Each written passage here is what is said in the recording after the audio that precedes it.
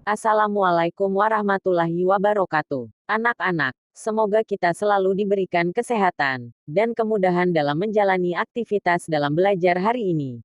Masih bersama saya, Ibu Kira Novasari. Dalam mata pelajaran Bahasa Indonesia, kelas 11. Materi hari ini tentang teks eksplanasi. Baiklah, pada bab ini kita akan membahas teks eksplanasi. 1. Pengertian teks eksplanasi. 2. Ciri-ciri teks eksplanasi. 3. Kaidah kebahasaan teks eksplanasi. 4. Struktur teks eksplanasi.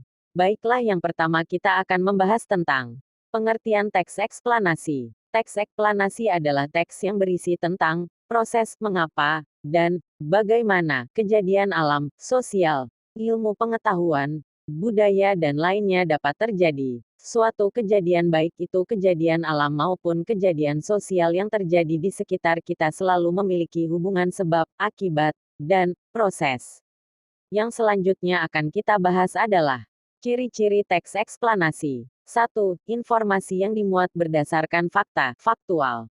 2. Hal yang dibahas yaitu suatu fenomena yang bersifat keilmuan, berhubungan dengan ilmu pengetahuan. 3. Sifatnya informatif dan tidak mempengaruhi pembaca. 4. Menggunakan kata penanda urutan. 5. Fokus pada hal umum, generik, bukan pasti sifat manusia.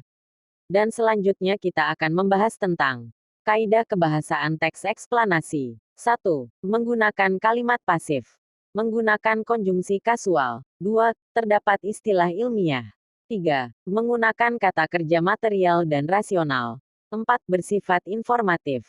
Dan materi yang terakhir adalah struktur teks eksplanasi. 1. Pernyataan umum. Di bagian pernyataan umum ini, sebuah teks eksplanasi menjelaskan tentang gambaran umum fenomena atau peristiwa yang dibahas. Poinnya bisa mengangkat tentang proses bagaimana fenomena atau peristiwa alam itu bisa terjadi.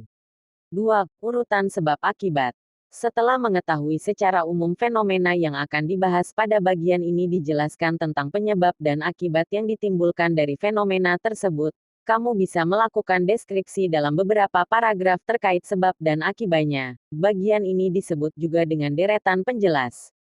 3. Interpretasi. Interpretasi dalam teks eksplanasi dapat dikatakan sebagai penarikan kesimpulan. Kamu bisa memberikan tanggapan atau pernyataan terkait fenomena yang diangkat dalam teks tersebut.